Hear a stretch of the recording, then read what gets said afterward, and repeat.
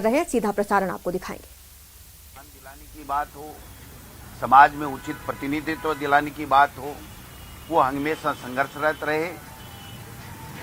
केंद्र में मंत्री भी रहे, राजस्थान में मंत्री भी रहे, प्रदेश अध्यक्ष भी रहे और राज्यपाल भी रहे।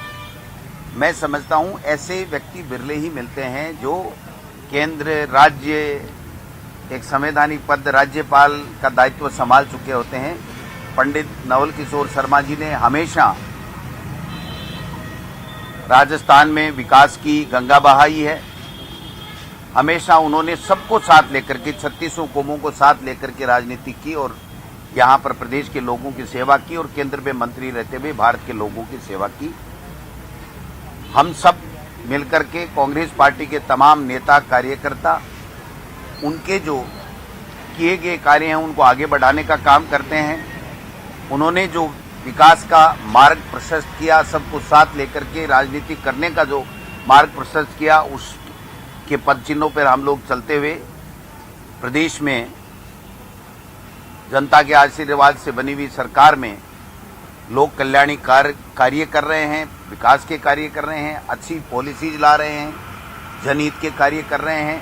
मैं समझता हूं कि पंडित नवल किशोर जी को जितनी श्रद्धा सुमन अर्पित किए जावें वो कम है, क्योंकि उनका बहुत बड़ा योगदान राजस्थान को अग्रणी पंक्ति में खड़ा करने में रहा है। और जो उनकी विशेषता थी वो सबको पहचानते थे, जो भी उनके पास में जाता था उनको पहचानते थे, उचित सम्मान भी देते थे और कार्यकर्ताओं का हमेशा उन्होंने ख्याल रखा। यही भावना सही मायने में कांग्रेस की भावना है, जिसको हम सब लोग मिलकर के आगे बढ़ा रहे हैं। कल हमारे प्रभारी महासचिव अजय माकन जी कल मॉर्निंग में जयपुर आएंगे। दिन में प्रदेश कांग्रेस कमेटी के तमाम पदाधिकारियों के साथ में जो हमारे 2 कार्यक्रम आउटरीच कार्यक्रम, जो कोविड के कारण से जिनकी मौत हो गई, जो अनाथ हो गए बच्चे या विधवाएं हो गई या जिनकी नौकरी चली गई या किसी चीज़ की उनको आवश्यकता है, ऐसा जो आइडेंटिफाइड हम लोग कर रहे हैं कोरोना योद्धाओं के द्वारा ब्लॉक और जिला और गांव और ढाणी के ऊपर, उस कार्यक्रम की समीक्षा करेंगे किस प्रकार से चल रहा है। और एक जो अखिल भारतीय कांग्रेस कमेटी ने जो 7 जुलाई से, जिसमें महिला कांग्रेस, NSY यूथ कांग्रेस और तमाम कांग्रेस मैन कांग्रेस सब मिलकर के 17 जुलाई तक जो केंद्र सरकार ने जिस प्रकार से कमर तोड़ महंगाई कर रखी है उसको कम नहीं कर रहे हैं। जब यूपीए की सरकार थी तो किस प्रकार से नोटंकी वो लोग करते थे। जो कच्चे तेल का भाव 140-44 रुपये प्रति अमेरिकी डॉलर कच्चे तेल के भाव प्रति बैरल था, तब हम लोग 50 रुपये के लगभग 50-55 रुपये 52 रुपये में डीजल पेट्रोल देते थे।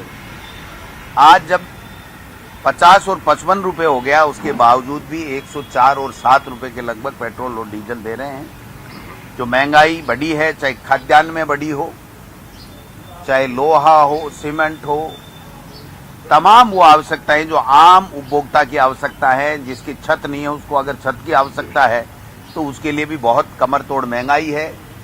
जो सिलेंडर के भाव हैं वो 400 रुपये के लगभग हुआ करते थे, वो 800-850 रुपये हो गए हैं। केंद्र की सरकार जो केंद्र के से बिजली, पेट्रोल और डीजल से जो सेस मिलने वाला है उसको 6 रुपये से 36 रुपये के ऊपर कर चुकी है, लेकिन कम करने का नाम नहीं ले रहे हैं। हमारी सरकार ने इसमें कुछ वेट कम भी किया है, लेकिन हमारा ये मानना है कि केंद्र सरकार को इस महंगाई को कम करना चाहिए। जो वादा उन्होंने NDA 1 और 2 के समय लोगों से किया था, आज कमर तोड़ महंगाई के कारण से आम लोगों का जीना दूभर हो गया है।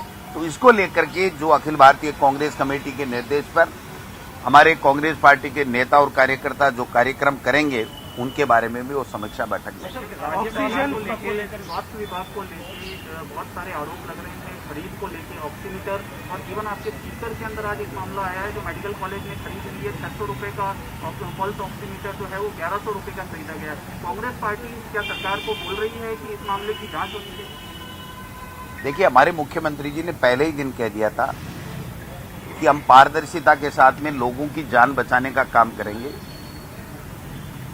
ऑडिट कराने में कोई दिक्कत वाली बात नहीं है, पहले भी हमने कहा है, आज भी हम कह रहे हैं। लेकिन मैं कहना चाहता हूं कि देश के प्रधानमंत्री ने जिस प्रकार से लोगों की जान की परवाह किए बगैर पीएम केयर फंड का दुरुपयोग किया और जो घोटाले किए, और ये बात स्पष्ट रूप से प्रमाणित हो चुकी है अनेक स्टेट्स के माध्यम से, उसके ऊपर जो जांच कमेटी बैठाई थी प्रधानमंत्री जी ने, उसका क्या हुआ? कहीं भी किसी प्रकार की वित्तीय अनियमितता पहली बात तो है नहीं, क्योंकि हमारे शासन सचिव जो स्वास्थ्य हैं उन्होंने अपना बयान जारी करके कहा है।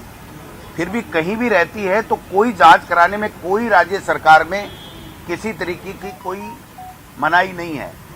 लेकिन देश के प्रधानमंत्री को यह जवाब देना पड़ेगा कि केंद्र में पीएम केयर फंड के पैसे किस प्रकार से लेकर के जो दुरुपयोग किया गया और जो उन्होंने हाथ खड़े कर लिए, ये परिस्थितियां क्यों पैदा हुई?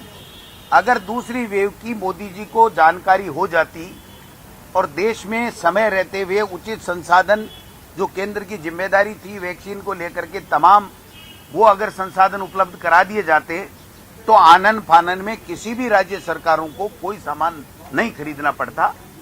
लेकिन आप और हमने देखा होगा कि किस प्रकार से राजस्थान में मुख्यमंत्री अशोक गहलोत जी के नेतृत्व में सरकार ने कितने त्वरित फैसले किए और लोगों की जान बचाए, और हिंदुस्तान में राजस्थान कोरोना संक्रमण रोकने और रिकवरी रेट में पहले नंबर पे हिंदुस्तान में अन्य स्टेट से है। तो ये इसलिए है कि चिंता थी लोगों की स्वास्थ्य को लेकर के, और 300 से ज्यादा वीसी, और ये विपक्ष की पार्टी के लोगों को पहली बार राजस्थान में सबको साथ लेकर के प्रत्येक वीसी में जोड़ करके और सबको साथ लेकर के लोगों की जान बचाने का काम किया है। निश्चित रूप से कोई भी बात सामने आएगी तो सरकार उसके ऊपर संज्ञान लेकर के उसकी जांच करा लेगी, कोई दिक्कत नहीं है। लेकिन जिस प्रकार से ये जो षड्यंत्र फैलाया जा रहा है एक तरीके से, वो केवल पॉलिटिकल ड्रामा किया जा रहा है, और केंद्र सरकार जो असफल हो गई लोगों की जान बचाने में और केंद्र की सहायता देने में, उससे ध्यान हटाने के लिए इस प्रकार की बातें फैलाई जा रही है। एक एमएलए है, महेश जोशी साहब भी एक एमएलए हैं। हर एमएलए ने करीब 50 लाख रुपया ऑन एन एवरेज पूरे राजस्थान के अंदर सीएमएचओ को दिया है।